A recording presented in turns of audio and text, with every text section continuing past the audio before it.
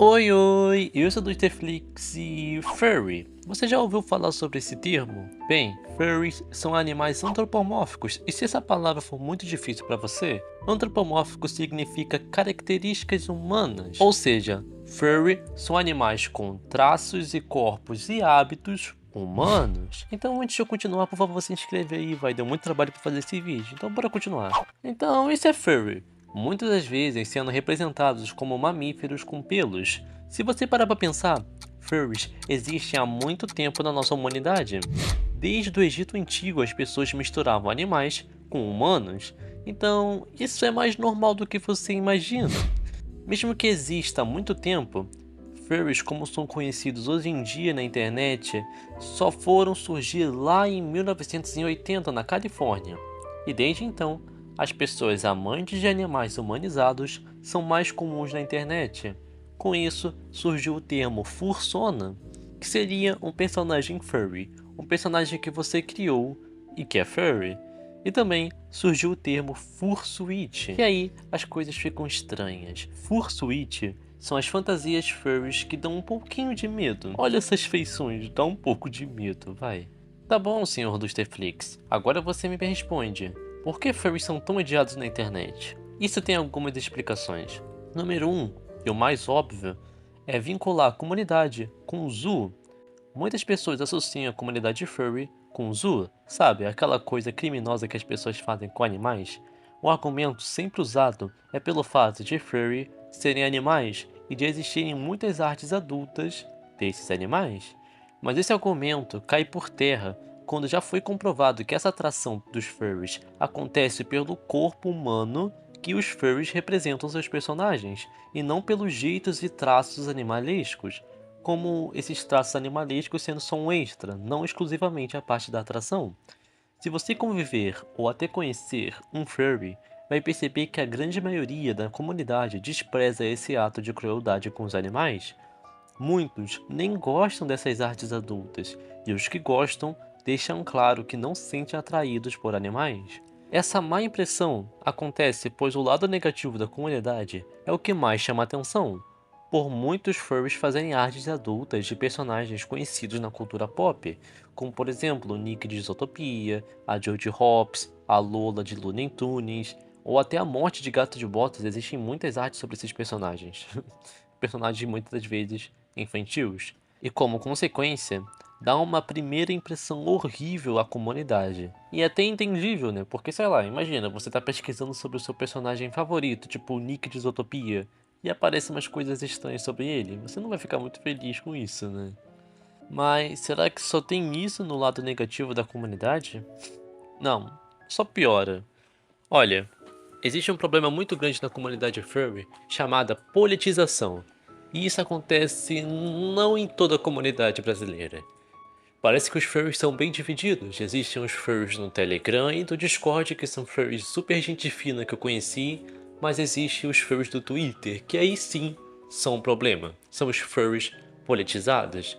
Olha, o Twitter em si já é um lugar tóxico, e quando junta um lugar tóxico com uma comunidade que tem algumas pessoas que são tóxicas, você tem a pior coisa no mundo.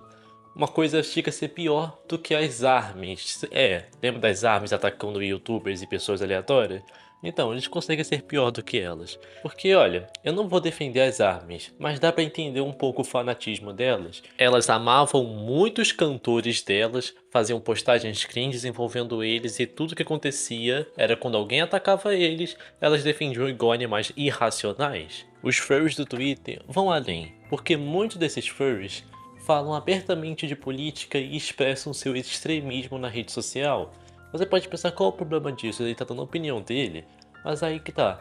Como são ideias extremistas e que ferem a liberdade de outras pessoas, eles com consequência tentam sempre calar ou cancelar pessoas que pensam diferente das suas ideologias políticas. E eu nem preciso dizer qual lado político eles seguem, né? Twitter você já deve imaginar qual é, né? E com consequência existe uma grande pressão na comunidade para você expressar o seu lado político, senão você vai ser taxado de fascista. É literalmente isso.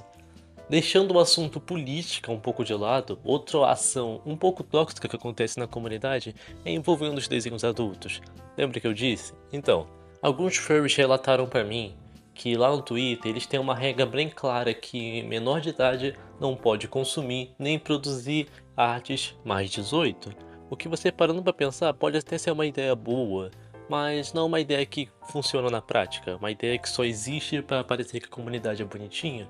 Porque por mais que essa ideia exista, muitas das vezes ela só é usada para atacar outras pessoas. Como por exemplo, existem vários menores de idade dentro da comunidade que falam abertamente que são menores de idade, mas falam também abertamente que consomem e têm artes adultas dos seus próprios personagens que são menores de idade. E não acontece nada com eles. Sabe por quê?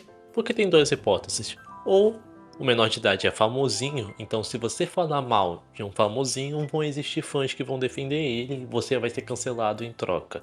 Então, né, ninguém quer ser cancelado.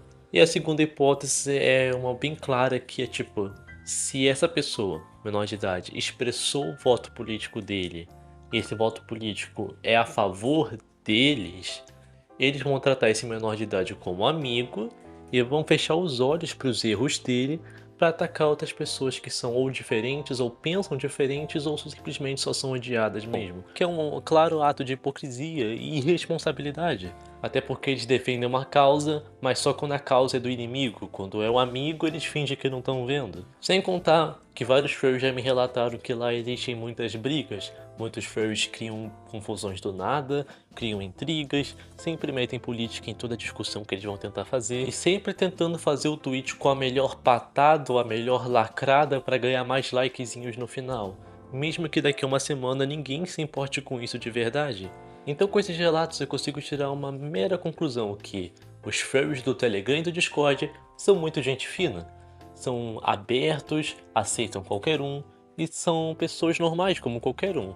Já os furries do Twitter são literalmente o estereótipo de garota de cabelo pintado do Twitter, só que versão furry, ou seja, um pouquinho pior. E eu sei que eu esqueci de mencionar coisas piores que acontecem nessa comunidade, mas eu não quero que esse vídeo pareça só um ataque, só um vídeo pra falar mal da comunidade. Até porque, como eu disse, a comunidade é como qualquer outra, tem lados bons e lados negativos. Um dos lados muito bons que eu vejo da comunidade é como eles valorizam a arte e a criatividade, uma coisa que eu não vejo em muitas comunidades, como a comunidade furry. Mas enfim, se você é furry, não se sinta atacado, e a única coisa que eu posso falar pra você, furry, se você frequenta o Twitter furry, só sai, porque é um lugar tóxico que é melhor você manter distância. Enfim, me fala o que você acha sobre isso, se você já ouviu falar sobre esse lado tóxico e obscuro da comunidade furry, e a sua opinião sobre essa comunidade. Eu sou do Easterflix, e bye bye.